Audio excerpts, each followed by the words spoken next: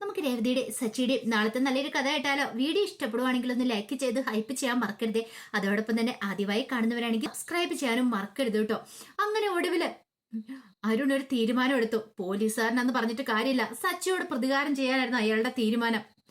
അയാള് പെട്ടെന്ന് തന്നെ മെക്കാനിക്കനെ വിളിച്ചു വരുത്തുവാണ് വീണ്ടും. എന്നിട്ട് അയാളോട് പറഞ്ഞു, അതെ, ഒരു കാര്യം ഞാൻ പറയാം, ഈ കാര്യം ആരോടും താൻ പറയരുത്. കാറിന്റെ ബ്രേക്ക് പോയതായിരുന്നെന്നും അത് മാത്രമല്ല ആരോ മനഃപൂർവ്വം കാറിന്റെ ബ്രേക്ക് അഴിച്ചു വിട്ടാന്നുള്ള കാര്യങ്ങളൊന്നും ആരോടും താൻ പറയണ്ട.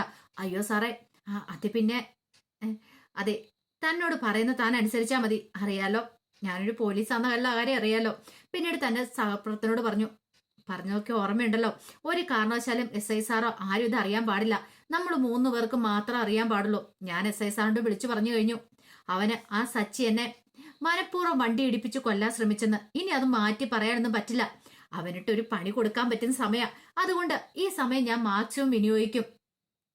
കാറിന്റെ ബ്രേക്ക് പോയാണ് തന്റെ കൈക്ക് ഈ പരിക്ക് പറ്റിയെന്നുള്ള കാര്യവും പറയരുത്. ഒടുവില് സഹപ്രവർത്തൻ കൂടെ നിൽക്കുവാണ്. അരുണ്ട്, ശരി സാറേ, ഞാൻ അങ്ങനെ തന്നെ പറയാന്ന് പറഞ്ഞു. അവർ രണ്ടുപേരും കൂട്ടായതുകൊണ്ട് അങ്ങനെയല്ലേ ചെയ്യാൻ പറ്റുള്ളൂ, സഹപ്രവർത്തനാണല്ലോ. പിന്നീട് അരുണ് മെക്കാനിക്കിനോട് പറഞ്ഞു, ഇതിന് വേണ്ടുന്ന രീതി ഞാൻ കണ്ടോളാം എന്ന് പറഞ്ഞു. അങ്ങനെ അയാൾ അങ്ങോട്ട് പോയി. കുറച്ച് കഴിഞ്ഞപ്പത്തിന് സച്ചിന്റെ അവധിയും കൂടെ വീട്ടിലേക്ക് വരുവാണ്. അപ്പോഴേക്കും രവീന്ദ്രൻ ചോദിച്ചു, എടാ നിന്റെ കാർ എന്തിയേ? ഇതെന്താ നിങ്ങൾ ഓട്ടോറിക്ഷയ്ക്ക് വന്നേ? അത് പിന്നെ അച്ഛ, ഒരു പ്രശ്നമുണ്ട്. പ്രശ്നോ? എന്താ കാര്യം? അപ്പോഴേക്കും ചന്ദ്രമതിയും കൂടെ അവിടേക്ക് വന്നു. ആ സമയം രേവതി പറഞ്ഞു, അച്ഛാ, അത് സച്ചിയുടെ കാറ് പോലീസ് സ്റ്റേഷനിലാ. പോലീസ് സ്റ്റേഷനിലോ? അതെന്താടാ, അതെന്ത് പറ്റി? അപ്പോഴാണ് സച്ചി കാര്യങ്ങളൊക്കെ പറയണേ. പോലീസുകാരനെ ഇടിപ്പിച്ചു കൊല്ലാൻ നോക്കിയെന്ന് പറഞ്ഞതും പിന്നെ കാറിന്റെ ബ്രേക്ക് പോയ കാര്യങ്ങളൊക്കെ പറഞ്ഞ്, ദൈവമേ, നിനക്കൊന്നും പറ്റിയില്ലോ, അത് തന്നെ ഭാഗ്യം. ഇത് കേട്ടതും ചന്ദ്രമതി പറഞ്ഞു, അല്ലെങ്കിലും ഇവന്റെ കയ്യിലെ കുഴപ്പം കൊണ്ടായിരിക്കും, അല്ലാതെ വേറൊരു പ്രശ്നമായിരിക്കില്ല. പോലീസുകാരന്മാരൊക്കെ ഇടിക്കാൻ ശ്രമിച്ചിട്ടുണ്ടെങ്കിൽ അവര് വെറുതെ വിടുവോ? ഇനിയിപ്പൊ അകത്ത് പോയി കിടക്കാം. എടാ, നീ അവര് കാറ് തന്നിട്ടില്ല. ഇനിയിപ്പൊ SI സാറിനെ കണ്ടെന്ന് ചോദിക്കണം. SI സാറ് നാളെ വരുമ്പോ ഒന്ന് പോയി ചോദിക്കാന്ന് കരുതിയാ ഞാൻ ഇരിക്കുന്നേ. അത് കേട്ടതും ചന്ദ്രമതി ഒന്ന് കളിയാക്കി ചിരിക്കുകയാണ്. കൊള്ളാം, എന്താളും നല്ല കഥയായി. ഇവന്റെ കയ്യിൽ പത്രം നല്ലതാ. ഇവൻ അത്ര രാശിയുള്ളവനാ, അതുകൊണ്ടാ ഇങ്ങനെയൊക്കെ സംഭവിക്കുന്നേ. ഇവൻ പോകുന്നിടത്തൂടെ മാത്രം ഇങ്ങനെയൊക്കെ സംഭവിക്കുന്നല്ലോ, മറ്റാർക്കും ഇങ്ങനെയൊന്നും ഇല്ലല്ലോ. അതൊക്കെ പറഞ്ഞ് ചന്ദ്രമതി കുറ്റപ്പെടുത്തുവാണ്. സ്വന്തം മകനാന്നുള്ള ചിന്ത പോലും ഇല്ല അവർക്ക്. കാര്യം കാണാൻ സച്ചി വേണം, സച്ചിയുടെ കാറും വേണം. ശ്രുതിയെ വിളിച്ചോണ്ട് വരാൻ നേരത്ത് സച്ചിയോട് ഭയങ്കര സ്നേഹമൊക്കെ അഭിനയിച്ച സച്ചിയെ കൂട്ടിക്കൊണ്ടുപോയി കാര്യം നടത്തി. കാര്യം കണ്ടു കഴിയുമ്പോഴത്തേനും പാലം വലിക്കുന്ന സ്വഭാവമാണ്. പാലം വലിച്ചു എന്ന് പറഞ്ഞു കണക്ക് സച്ചിയെ കുറ്റപ്പെടുത്താനും തുടങ്ങി.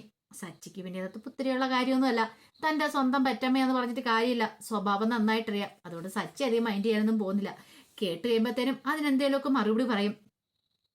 ചന്ദ്രമതി അതും പറഞ്ഞിട്ട് അങ്ങോട്ട് കയറിപ്പോയി കഴിഞ്ഞപ്പോ രവീന്ദ്രൻ പറഞ്ഞു, നിങ്ങൾ വിഷമിക്കുമൊന്നും വേണ്ട, ധൈര്യമായിട്ടിരിക്കുക.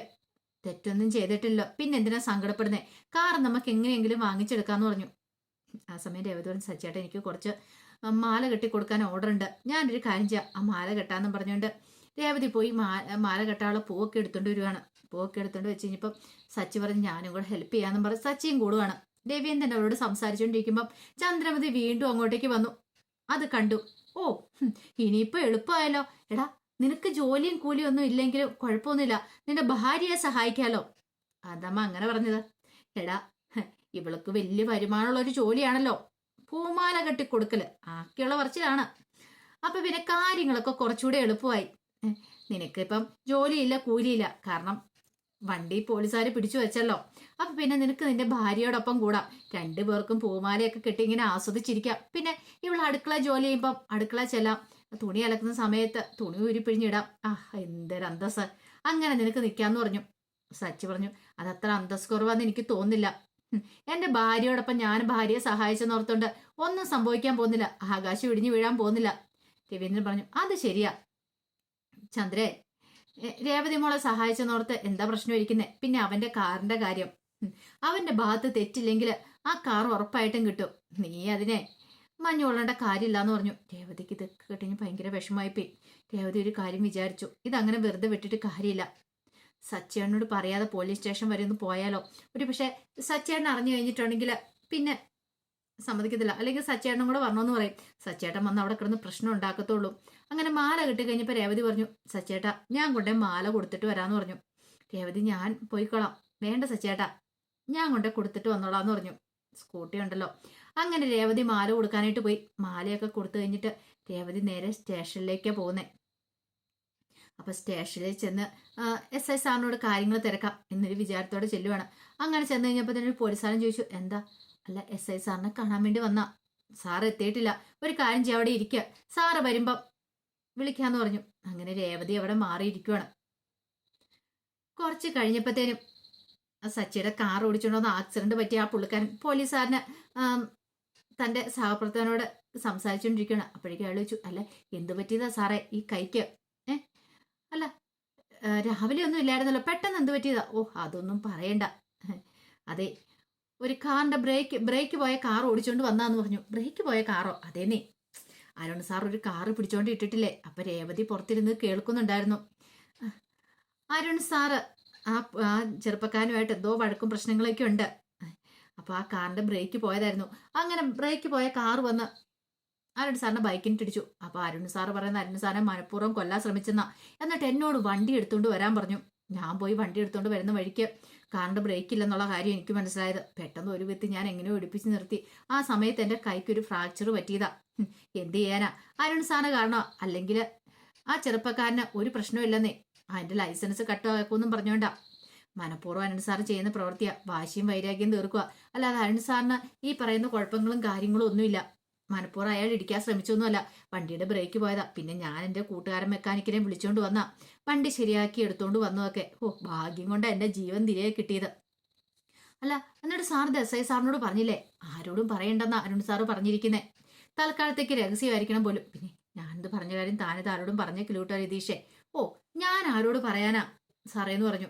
അങ്ങനെയല്ലേ പറയാൻ പറ്റുള്ളൂ. ഇത് കേട്ടോണ്ടിരുന്ന രേവതിക്ക് ഒരു കാര്യം മനസ്സിലായി. അപ്പൊ സംഗതി സത്യമാണ്. സച്ചേട്ടനെ കൊടുക്കാൻ വേണ്ടി അയാൾ മനഃപൂർവ്വം കരുതി കൂട്ടി ചെയ്യുന്ന. അങ്ങനെ വിട്ടിട്ട് കാര്യമില്ലല്ലോ. രേവതി പെട്ടെന്ന് പുറത്തേക്ക് ഇറങ്ങിയിട്ട് സച്ചിയെ വിളിക്കുവാണ്. സച്ചേട്ടാ, ഈ സ്റ്റേഷൻ വരുമെന്ന് പറഞ്ഞു. സ്റ്റേഷനിലോ? നീ എപ്പോഴും സ്റ്റേഷനിലേക്ക് പോയത്? നീ മാല കൊടുക്കാൻ പോയതല്ലേ? അത് പിന്നെ സച്ചേട്ടാ, ഞാൻ അതിന് ശേഷം സ്റ്റേഷനിലേക്ക് വന്നിട്ടുണ്ടായിരുന്നു. എനിക്ക് സച്ചേട്ടനോട് കുറച്ച് കാര്യങ്ങൾ പറയാനുണ്ടെന്ന് പറഞ്ഞു. ആ, എങ്കിൽ ശരി, ഞാൻ ഇപ്പൊ തന്നെ വരാന്ന് പറഞ്ഞു. ഒരു ഓട്ടോറിക്ഷ വിളിച്ച് വരാന്ന് പറഞ്ഞു. അതേസമയം അരുൺ ഭയങ്കര സന്തോഷത്തിലാ. ഹൗ, രക്ഷപ്പെട്ടു. അവനെ കൊടുക്കാനായിട്ടുള്ള പണിയായി. അവന്റെ കാറും ഒന്നും ഇനി അവൻ ജന്മത്തിൽ കാണത്തില്ല. ഒരു ദിവസം അവൻ കോളറിൽ പിടിച്ച് തന്റെ ഷർട്ടിന്റെ പോക്കറ്റ് വരെ വലിച്ചു കയറിയതാ. അന്ന് താൻ മനസ്സ് വിചാരിച്ച് അവനിട്ട് പണി കൊടുക്കുന്നു. താൻ എവിടെയൊക്കെ ഇരുന്നിട്ടുണ്ടോ അവിടെയൊക്കെ തന്നെ വെല്ലുവിളിച്ചവന്മാർക്കിട്ട് താൻ പണി കൊടുത്തിട്ടുള്ളൂ. ഇവിടെ ഇവനിട്ടാണ് പണി കൊടുക്കുന്നത്. അവൻ അങ്ങനെ സുഖിച്ച് ജീവിക്കത്തില്ല. തനിക്കിട്ട് പണി തന്നിട്ടുണ്ടെങ്കിൽ അതിന് തിരിച്ചു കൊടുക്കും. അതിനിപ്പോ എന്ത് റിസ്ക് എടുത്താണെങ്കിലും ശരി. എന്താണെങ്കിലും കാറിന്റെ ബ്രേക്ക് ഇപ്പൊ ശരിയാക്കിയിട്ടുണ്ട്. അതുകൊണ്ട് ഇനിയിപ്പോ കുഴപ്പമൊന്നുമില്ല, പ്രശ്നങ്ങളൊന്നും ഉണ്ടാവാനും പോകുന്നില്ല.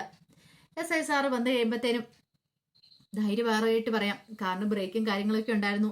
അവൻ മനഃപൂർവ്വം ചെയ്തെന്നുള്ള കാര്യം അവനെ അറിയത്തില്ലല്ലോ. കാര്യങ്ങളൊക്കെ എളുപ്പമായെന്നൊരു ചിന്തയോട് കൂടിയിട്ടാണ് അരുൺ ഇരിക്കുന്നത്. കുറച്ച് കഴിഞ്ഞപ്പോൾ സച്ചി സ്റ്റേഷനിലേക്ക് വരുവാണ്. സ്റ്റേഷനിലേക്ക് വരുമ്പോഴത്തേനും രേവതി സച്ചിനെ വിളിച്ചിട്ട് അങ്ങോട്ട് മാറിപ്പോവാണ്.